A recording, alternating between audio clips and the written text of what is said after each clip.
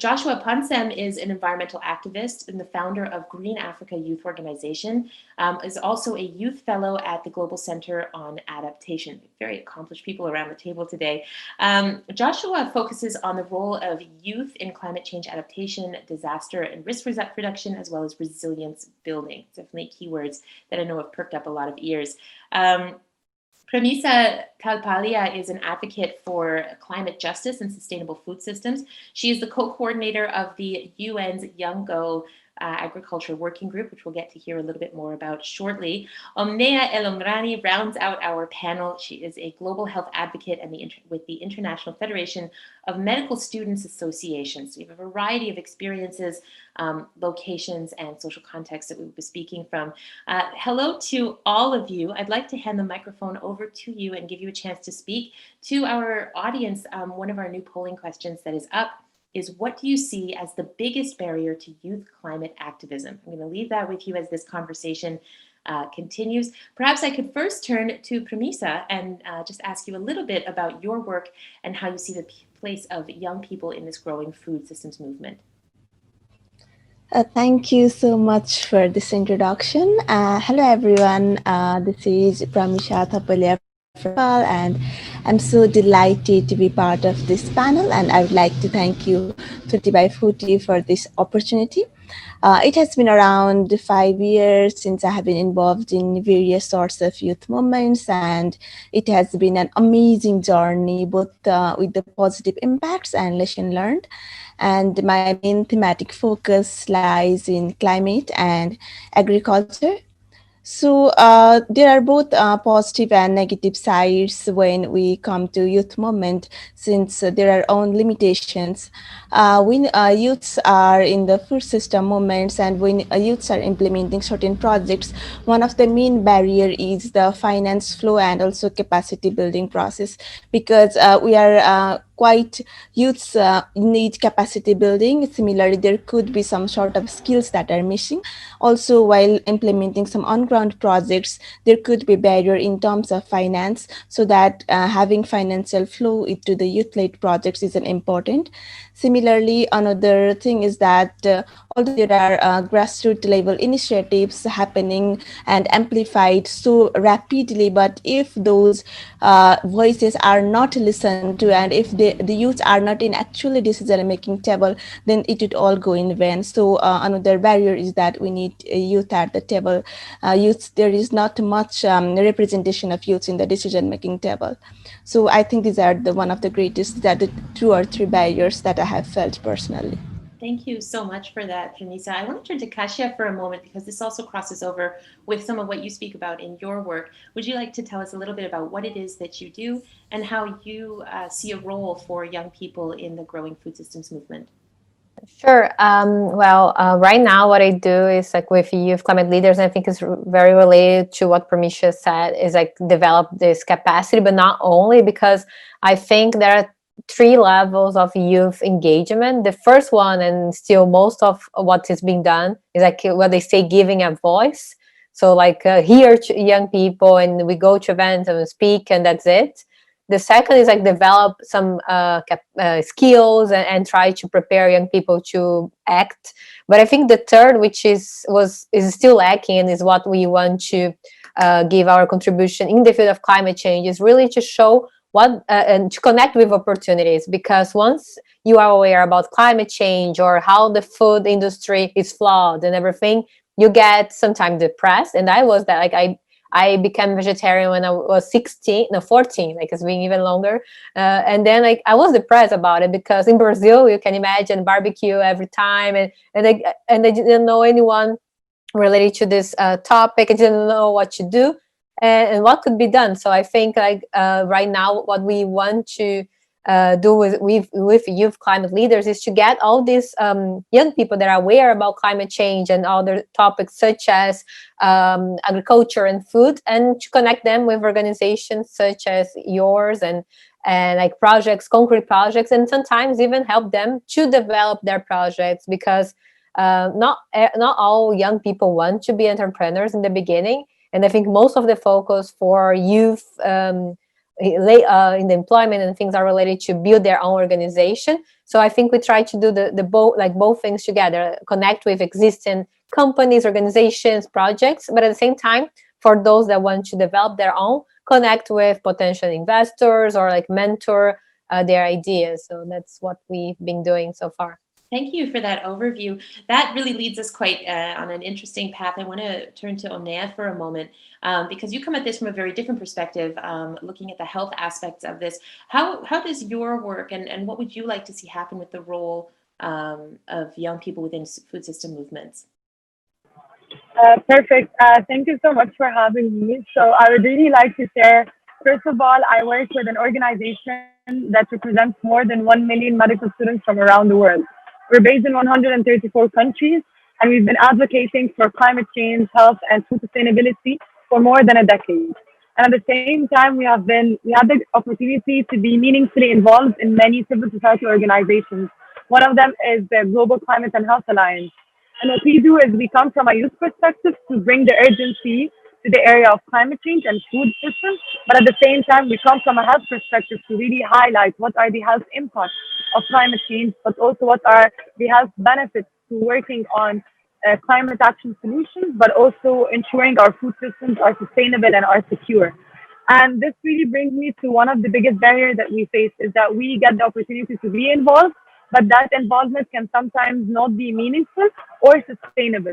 And this is really important. And one thing that we try to do is to co-create with countries and different stakeholders because youth needs to be engaged and our needs need to be heard and integrated. But at the same time, if you work with us and we co-create together advocacy materials as well as research, we can then bring the urgency and bring more efficiency to the efforts that we're doing to shape a healthier and a greener world. So if I have one more minute, just an example of that thank you. During COP25, we did a survey, I want to say, along with the EAT Foundation, and we tried to assess whether countries that are attending this global climate forum understood what a planetary health diet is or saw the importance of dietary change in relevance to the negotiations and the climate discussion. We discovered that less than 40% of them knew what is a planetary health diet, but the majority of them were willing to adopt this diet and to integrate dietary change in the negotiations around agriculture, food systems, and climate. So this is an example, and it really helps us mobilize our advocacy more, especially in the area of food systems and sustainability. Omnea, thank you so much. We have Joshua with us and also Bartholomew. Neither of you have had a chance to speak. I'm going to start with Bartholomew because you have, I want to make sure that you're actually there. Our connection to you in Zimbabwe was a bit thready. Bartholomew, can you hear us? We're going to wait for that participant to join us. He has quite a distance to come to us today. Joshua, I want to look a little bit at your work, which is connected to what Omnea and Kasia and Pramisa have described. You are working with Green Africa Youth Organization, a lot of your work focusing on adaptation and also on climate change. Where do you see room for a conversation with young people and young farmers when it comes to the development of a just transition in food systems? Thank you very much, Saroya, and thanks to Pramesha, Omni, and Kasia. And I hope everything will be able to join us. When it comes to the work I do in Ghana, the African continent, I mean, we work with young people, so I think it's not like there is room, there must be a room, they're already there. That is very fundamental. They are growing food, they are processing food, they are trying to change how agriculture is being done using innovation and the tech available at their hands. I think where the gap really sits now is the capacity to influence policy in a way that drives the momentum and the changes that are needed to really support the ideas that young people have in general. This is not necessarily particular to Africa or sub-Saharan Africa, but also on a global level. So you talk about my work with adaptation. I'm also part of the Real Food System Youth Ambassadors, and we have a community of over 70 plus youth ambassadors who are all advocating for a just transition towards a more resilient and sustainable food system. There are solutions, there are pilot projects, there are projects at the community level, which are focusing on empowering young people to understand, enhance their knowledge, make right dietary choices, right sustainable agricultural choices. These are all great and fantastic, but there's always a limit to what you can do as an individual, as an organization, particularly community-based organizations where you have boundaries to your community and where you're trying to change there. There's always going to be that limit to that. And if you want to have a transformation, particularly even at the national level or international level, our really best chance to that is investment and policy, both of which we don't really stand a good chance as young people. We know we don't have sort of years of a career to accumulate funds and say that we're going to invest our money into that. That is not really in our hands. Others will be able to do that much better. Two, policy. I mean, young people are in policy, but if you look at the ratio of young people in policy and young people on the implementation side, the volunteering side, it's really far from what we really want to see. So the room I see for us to really advance in Ghana, in Sub-Saharan Africa, at the global level, is we need investment to change, and that investment should really go into supporting young people, the technologies, the ideas. I mean, they seem radical, of course. We are living in a time where we are scared of our future. We're not so sure what's going to happen in the next 20 years. So most often the advocacy and the things we say seems not too realistic to be done in a shorter frame. But that is coming from a place of fear and a place of wanting to have a better future ahead of you. So you try to ask for the most demanding thing there could be. And it's very difficult for government to sort of quickly jump onto this, which means that we need more money to come to young people to, first of all, get a better understanding of the problem you are dealing with. We have the knowledge, but we need to go deeper into it. That is one. Two, to be able to scale the solutions you are thinking of. The pilot projects are enough. We need to be able to scale. And I think this is really important. Then the second thing is policy, that we really get the capacity to enter into policy spaces and be able to be part of the decision-making process, and not just, as Cassia mentioned, sitting and talking, and in the end, you don't know where it really goes. Yeah, thanks. Thank you.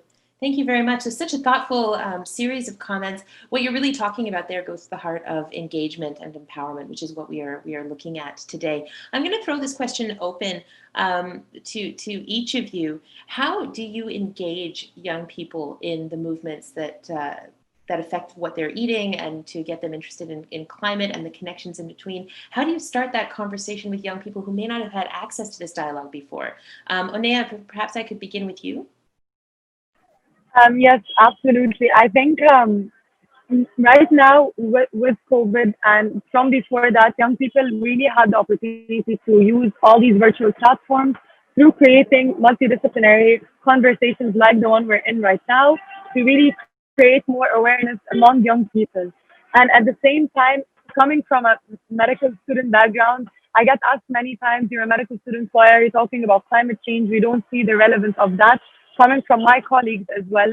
But what we do, for example, in my organization, we deliver workshops that build the capacity of students, both from a health and a non-health background, to make them understand what is the interlinkages between climate, food systems, and health, and how to advocate for it. And after these workshops, we help the participants create their own activities on a country level to further propagate this and do their own awareness and do their own advocacy. So it's a kind of a peer-to-peer education. And at the same time, we and many of our independent organizations in many countries, we do our own infographics, our own materials in our own languages, so that we can bring in the information that we want to deliver closer to our friends, our families, and to our communities. So this is very important. And at the same time, we're all part of a big organization, which is Yongo, that has many youth activists from around the world. And every year we do an annual conference where all the young people come to discuss future and to discuss how to advocate according to the priorities that we see most urgent. I left my own microphone on mute there for a second. Thank you for that. That was a very thoughtful comment. I want to welcome Bartholomew, who is now with us. Hello. Thank you so much for being with us. Everyone had an opportunity to speak about some of their work at the beginning of this. And I want to come back to the comments that you just made, because you've really spoken at length about the many ways that young people can engage. So we're not going to lose that. We're just going to put it in a parking lot for a second and welcome Bartholomew Mwanza Nagane to our conversation. He is a UNHCR Global Youth Advisory. He is with the UNHCR Global Youth Advisory Council in Congo. Currently resides in a refugee camp in Zimbabwe. We thank you so much for making the effort and the journey to come and be with us today. Perhaps you could tell us a little bit about the outreach work that you do with young people.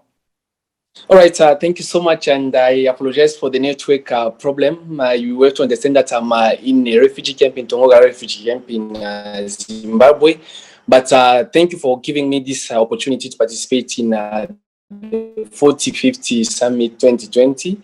Youth are grappling with a future that is unlikely to meet their expectation. Youth believe not in the old age saying that youth are tomorrow's leader, but we believe in today's leaders, meaning like youth, they are not the future, but they are today's leaders. So we need to engage all of us starting from now. So here in my community, according to the question that you asked me, youth usually participate in so many activities. We usually participate in the food system. We make sure that we create a food sustainable community by working on a small farming schemes in the camp, growing vegetables, while others are running small businesses by importing green vegetables and fruits into the camp. And for your information, here in Tongoga Refugee Camp, I also have my garden where I usually plant some vegetables from my own country. So meaning if I want to say it, maybe you cannot understand the meaning of it. Yeah, and then we usually also do tree planting. There's a certain group of young people who came up with the idea of putting trees, like meaning it was just a youth led, but they said, no, we need to start a tree planting project. So they first built a tree nursery with over 1,000 seedlings and then 300 transplanted young trees. So this project, it has like, the aim of making, this community, Tongoga refugee camp, a green community or a green society. So we also do awareness campaign where a group of 50 young people who were trained on climate change. So the purpose of this group of mobilizers, it was about educating the community on the importance of the environment by not cutting trees down for making firewood, or because here in the camp there's a problem of electricity, so people usually cut trees to make charcoal. So we're trying to teach them, instead of cutting trees, so it's better at least to plant trees. We also usually participate in debates, especially during this time of lockdown. With this network problem, we said no, it would be better at least to use a WhatsApp group discussion. So we created the WhatsApp group discussion where we usually teach young people, young refugees on the food management, receive food on a monthly basis. So we're trying to teach them last longer. So called TIH, with an objective of building a community where youths are self-reliant. So this recent founded organization is teaching youth skills so that they can become self-sufficient, like they can become self-sufficient. And this youth-led organization, it's being led like by refugees themselves. They are not supported by stakeholders, but at least they are trying to come up with something. So in brief, these are some of the activities that we are doing here in Tongoga Refugee Camp in Zimbabwe. So thank you so much. You're working on so many different things that I'm almost overwhelmed by the amount of engagement that you're describing, and the context that you're speaking about is so, the variety of different ways of living and access to services that we have represented on this panel is really interesting. I imagine you're going to have a lot of different opinions on some of the questions that follow.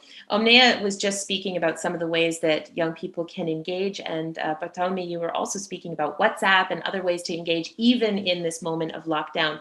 I'd like to come back to Pramisa and let you speak on this for a moment. When you are looking to engage young people who may not have had access to the information that you work with right now, where do you begin that conversation? How do you bring young people into this movement conversation? Thank you. Thank you for the question. And Omnia already highlighted some of the aspects that are quite general and that most of the young people are doing right now. And when it comes to food, it is not as widely discussed as we discuss climate and also the relationship, although these two are inextricably related. So if we are aware of these issues surrounding our current food systems, one important part is to spread message and create awareness, however and wherever we are.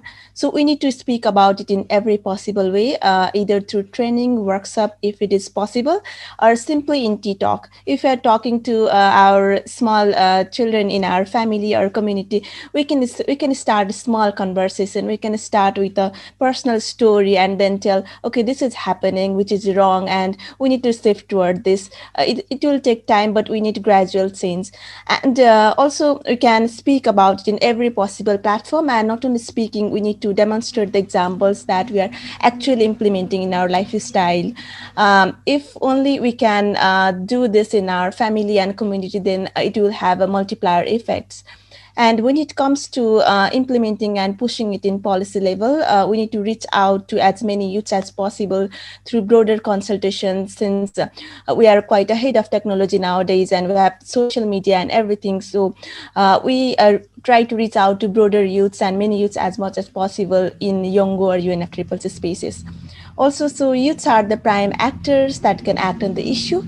And as I already talked previously, we need to recognize the limitations and work on solutions to amplify these youth voices.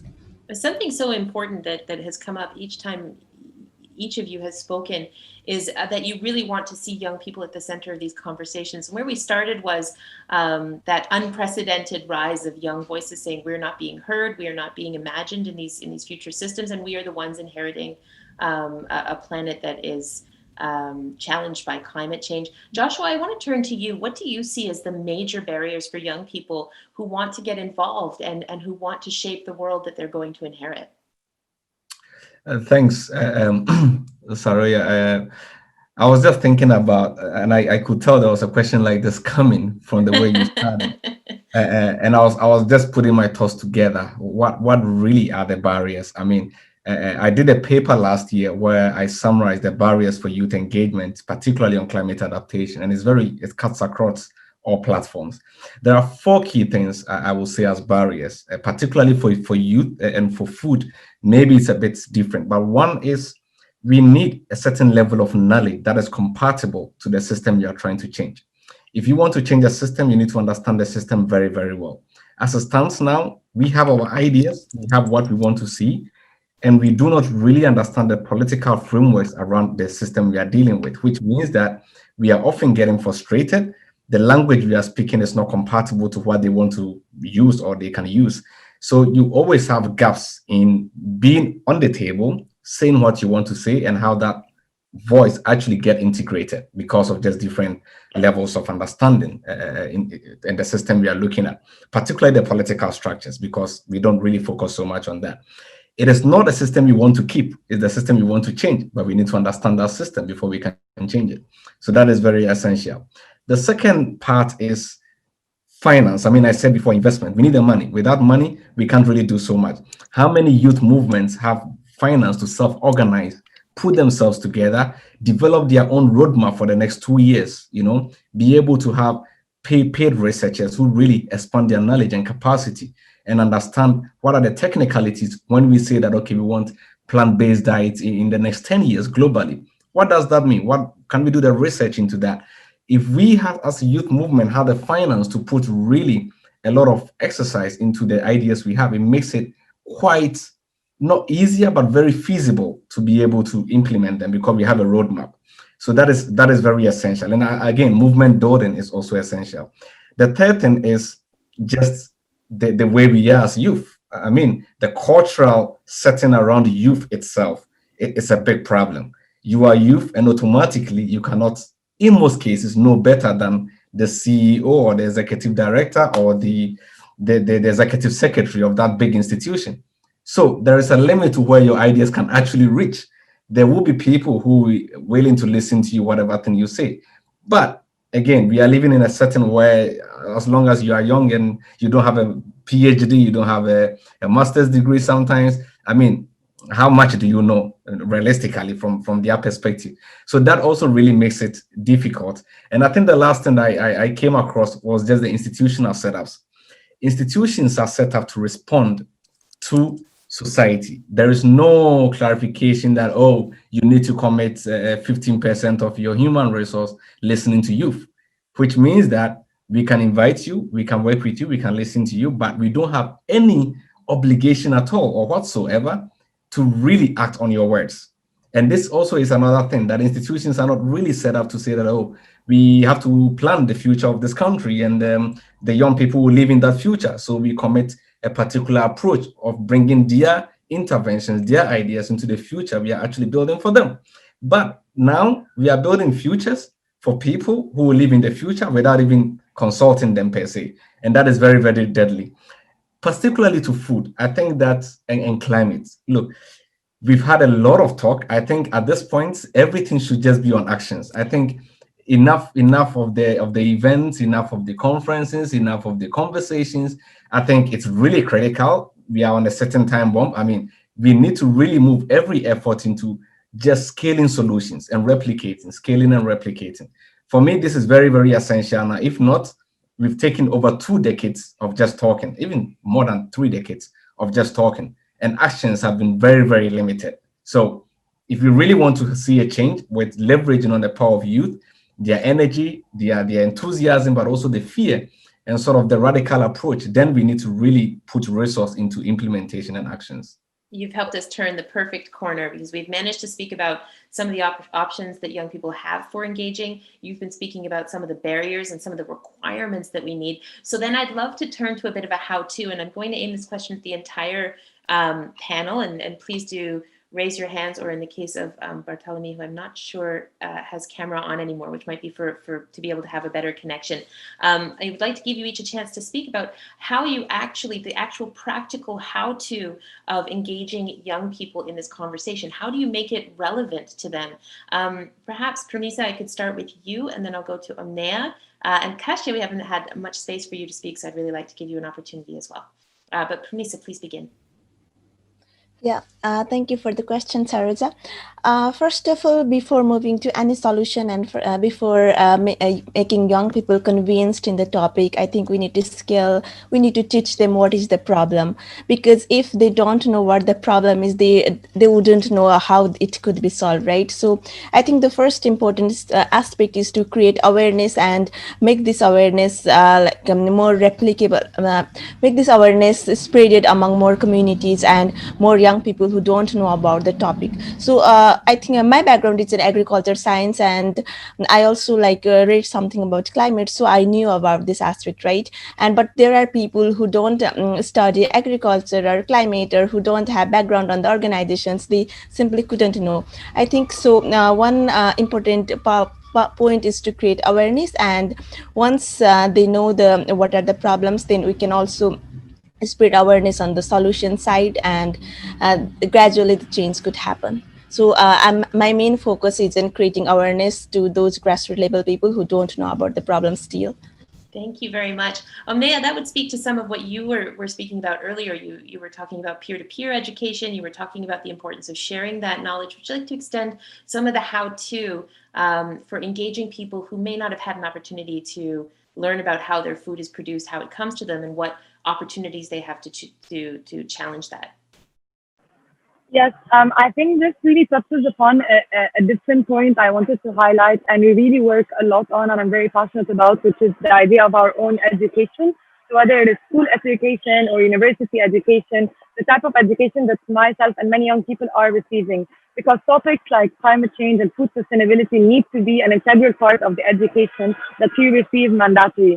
And this is something that my organization, we've been working on, more specifically in medical curriculum, but we believe that this needs to be further extended to education in general, both on a school level, but also on a university level. So it's not just us who are engaged in the advocacy field or had the opportunity or were lucky enough to, go to conferences like COP and so on, but it's you, this is something that you are inherently learning in your own education. And then you can see the impact of, for example, us in school or in university, bringing back this knowledge to our families, to our parents, So it's more of speaking to the adults and raising their own awareness because we are studying this. And what we're trying to do now, because curriculum are very difficult and challenging to change, but what we're doing is we're working with different stakeholders like the World Health Organization, like EAT, and different universities to try to create online courses for students to learn about food sustainability and climate change. And we try to bring these courses with credits so that young people are more motivated to learn about it because then it's going to be in their own grades. So we're trying to create also this motivation and we're trying to integrate this knowledge into what they are existently doing. So we're not adding an extra thing. It's something that they're learning about. It's the biggest global health threat of the 21st century. Food systems are really critical. And now more than ever, we see how threatened they are. And it's not just a topic that is health focused or agriculture focused. It's multidisciplinary. It touches upon everyone who's studying anything. So it's really important to try to advocate one area from a policy making perspective, but also as young people, we should be able to change our own education and integrate the urgent issues that we need to learn about. Thank you so much for that comment. Kasia, I want to come to you. And some of this conversation makes me think about the isolation that you described when you first became vegetarian and you were surrounded in a community that didn't necessarily support those values. So you've had that experience, but now you're working in youth engagement and you speak to people who may never have heard about climate change or the connections with the food system. How does that aspect of your work, how does it work? How does it function? How do you bring young people in? No, that's very good. I would say like back then, it was kind of a crazy talk to mention like being vegetarian or even reducing meat consumption. And I think now is easier. So although of course it's not as advanced as we would like to, but compared to like 16 years ago, much has changed and in a very little time considering human history and everything. And we might be approaching an inflection moment. Like I feel that is easier. People at least listen to you right now. And I think there are several reasons why this happened. And I can talk a little bit about later. But one thing that we try to do with youth climate leaders, of course, our public that we work direct, they are even more open because they are related to climate change. But we walk the talk. So our trainings, since the very beginning, always have like a veg only catering, and we did this like in Brazil, in Paris, Germany, Kenya, so adapting also to the local cuisine, which I think is important. And it's also interesting that young people in general are more open to the message of reducing or stopping eating meat and animal products, because first they are the ones that will face most of the impacts of climate. So if we like action, so we tend to be more ambitious and willing to change to avert this catastrophe. An example is like when I was at the Brazilian Forum on Climate Change, we had mostly senior professionals and then like a few young people and government professionals that were saying that by 2050, the Brazilian cattle should be around 300 million, which is like right now is 200 million. And they were not even considering that people might reduce eating meat. And the other side, young people were bringing these issues and they were more willing to, in the personal level, but also advocate for that. And I think as youth climate leaders, we want to pay attention to two things: inclusion first, because unfortunately, because of not because vegetarian meals should be more expensive, but like the economic system the way it is, the incentives make oftentimes this the case, and mostly for industrialized veg meals. So we have to advocate and show that we can also have a low budget. We have like vegan activists in the peripheries of Brazil showing how they do that and also advocating for more inclusion. And at the same time, as everything that we do related to climate change, we want to show that this reduction that we are advocating today can also be an opportunity to generate new jobs that are better. Like everybody, I think, would prefer to work in a nice vegetarian restaurant or like or industry than like in a meat pack. You know, like in Brazil, at the same time, like a lot of the livestock is related to slavery-like job. Like, and there's a lot of labor issues related to that. So I think that this positive approach to show that it's not something that is a burden, it's something that will improve your health. And if we organize like to enable to get all to unleash this potential, we have to combine awareness campaigns that we do, and this is for a general public. So oftentimes, like my father turned into a vegetarian occasionally, and then like it's very common that these young people will bring this to their families. We also have to develop new products, and we have like chefs, vegan chefs on our network. We have like entrepreneurs, and finally, which is the most difficult and something that I really like to do, is to advocate for public policies that will make these plant-based products the most affordable, tasteful, and available option in the market. Wow, you have really come a long way from the 14-year-old who had to awkwardly tell people that she was vegetarian. You're like clearly... Lisa Simpson's in the episode. It's an amazingly resilient spirit that all of you are describing. Environments where you have in some cases been the first person to have these conversations with your peers and with your parents. Omnea, you were talking about conversations that start at home, and Pramisa, you were talking about the conversations that start at home but end up in policy. So we've covered an enormous amount of territory. I want to turn to some of the questions that have come from our audience. This one's an interesting one from Justin, and anyone can jump in and answer this. Maybe you could just put up your hand if you're interested. Could TikTok save the planet with over 800 million users, many of them conscious young eco-influencers campaigning on issues from climate change to biodiversity? What are your thoughts on using social media to raise a giant eco-army? Maybe just put up your hand if you're interested. I'll start with Amnea. So I think one of the biggest, for us, we always refer to one of the biggest global health issues that had youth engagement was climate change. And I think the primary reason for that was the social media movement that was behind the Friday for Future. And I can see now that there are many agencies around the world, like WHO and the UN, they're trying to use these platforms because these are the ones that reach young people.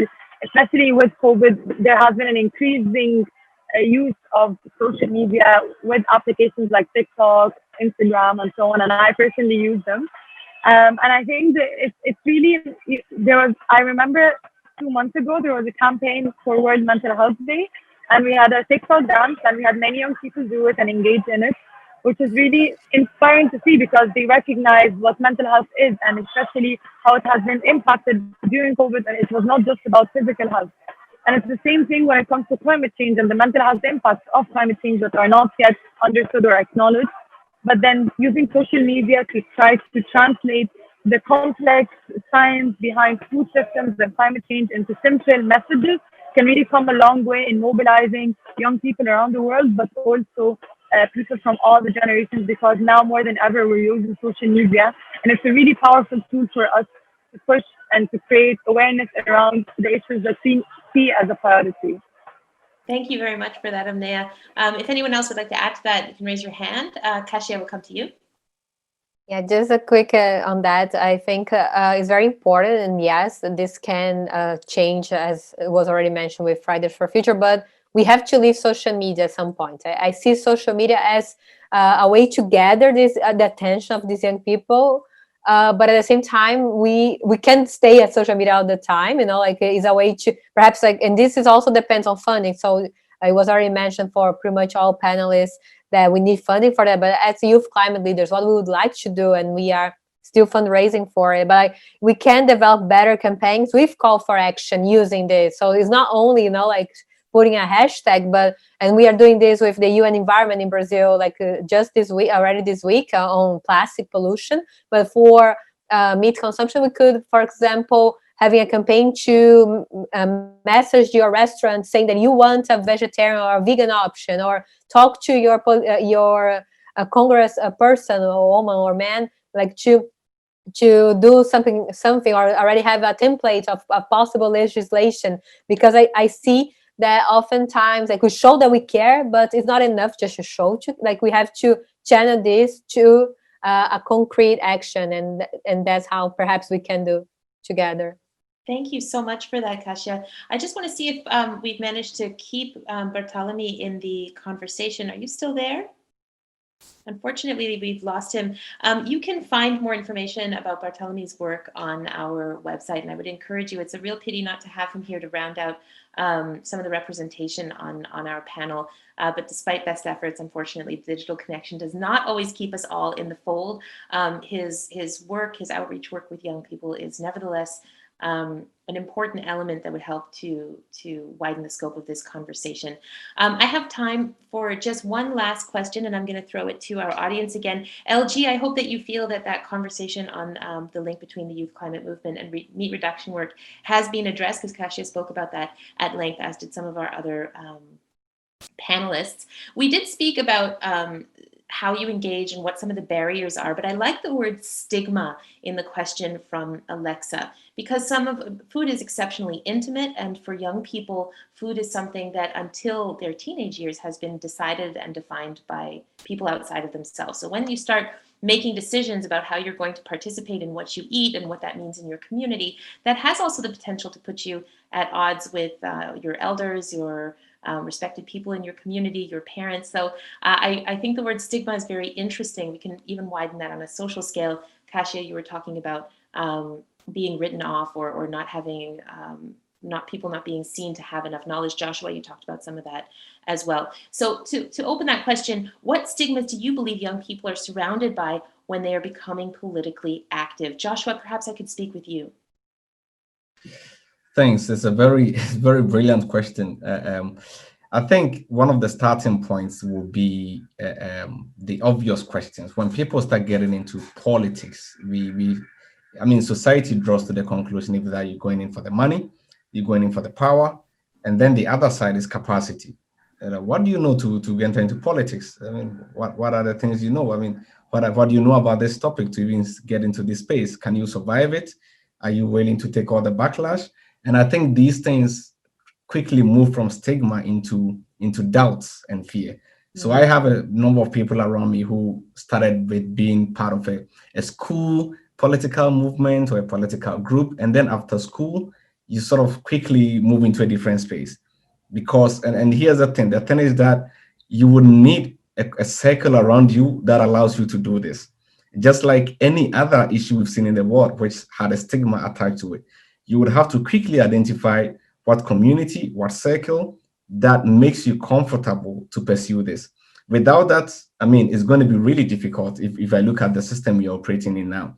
So, I mean, I'll say that the stigmas will be there. Let's look at how do we overcome those stigmas, whatever they would be, and that is 50 by 40, real food systems, and many other youth food system related movements that are coming up. And you need to find yourself within these communities so that you have a support unit for the moment where you feel doubt for yourself, you feel afraid that you're going to fail, you feel this is not a place for you, that you can get that moral support, that mental support, that spiritual support, that, I mean, whatever support you will need, you have a community you can rely on. But I think without that, I don't think any of us as activists on this panel right now will actually be where we are now, because the movement is not so smooth and you would always need a community around you to keep you moving. Joshua, thank you for that. It's so insightful. Pramisa, I'm going to come to you next. You can focus on stigmas, but also we are approaching the moment of closing words. So if you have any final comments, you'd be welcome now. Yeah, when I listened to your question, I had also similar thoughts to Joshua. That is, having a circle with like-minded people and speaking with those people and being engaged with the organization that share the values with you will help you to move forward from the stigma. And also regarding the question earlier with the social media, I also truly agree that we couldn't do everything with the social media, but social media could be a good companionship to amplify the youth voices and youth actions.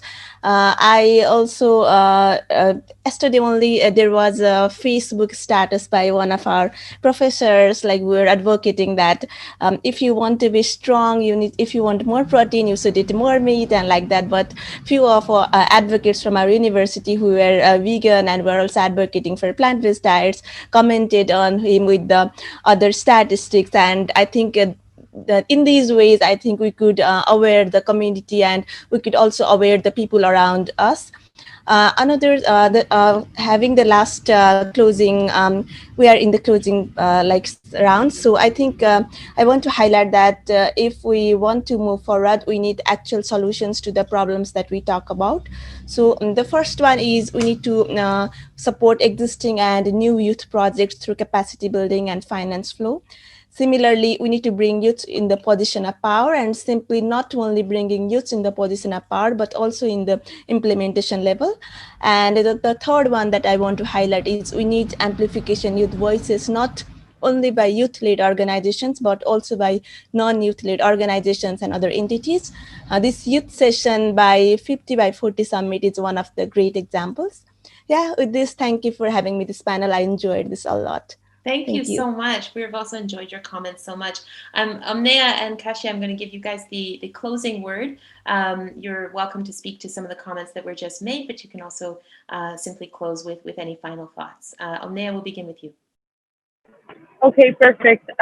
Just I would like to say that for all the young people to really keep that energy, keep that activism that you have, and we all go through a number of frustrations whenever we want to see that efficiency and that action taken, but that doesn't necessarily mean that we need at any point to give up on what we really believe in. And we have the opportunity to do a lot. I believe that as young people, we are a very unique link between what is happening in our own communities and with what is happening with policymakers. And we can bring in the needs of our own communities, but also our needs as young people, and translate it into action as we work more with stakeholders. And now with the COVID, there is the opportunity to rethink the narrative, to rethink our approach, and to see how we can shape a healthier world that places our health as well as the health of the environment at the center. So thank you again for having me. I really enjoyed it as well. Thank you very much for your words. Kasia, you have the final word this afternoon. You're welcome to comment on things that have come before, but also to make your own final comments. Yeah, just to wrap up, I guess, and I will pick up again the stigma question, because one thing that we try to do, and in Brazil there are several youth organizations that are very good at it, is like to turn this into the cool thing to do, and for this I mean like the climate action or being vegetarian or reducing meat we are evolving. I remember when I was 18, like before even start working with climate change, or like before when I was entering university, I wanted to have a car, like, because this was what teenagers wanted back then. And right now is the opposite. It's kind of people are almost ashamed sometimes of, like, they explain, oh, I have a car, but because I have to travel, so I would prefer to go to bike, but we don't have the bike lane on my city. So I think we are changing mindsets, and we can show, and this shouldn't be a burden. In the beginning, the environmental movement, the vegetarian movement was too heavy, and because it's a heavy issue. But now we have to change the communications in a way that will invite people to join us, not because they are guilty, or it's more because like this is cool, this is healthy, this tastes good. So I think this positive approach and show solutions, because if you just everybody knows the problem. If you work for 1 year on climate change, you can name it what is wrong, but it's more important now to show what we have to do and how can we change that. So let's try to do together. And a final invitation, if you want to learn more, you can follow Youth Climate Leaders on Instagram, and we have a lot of panels and also resources on this topic. Thank you so much. I really encourage everyone to check out each of our panelists and their activities that are available online. You can connect with them also over our app. What you're seeing here is Mike Brennan's sketch of our conversation today and everybody's ideas in free flow. And you can see I'm very fascinated by everything you're saying in that picture. It has been a real pleasure. Very, very optimistic take on where the future is headed. It feels like the future is in very good hands with each of you at the helm. Thank you so much for everything that you've said this today in this conversation.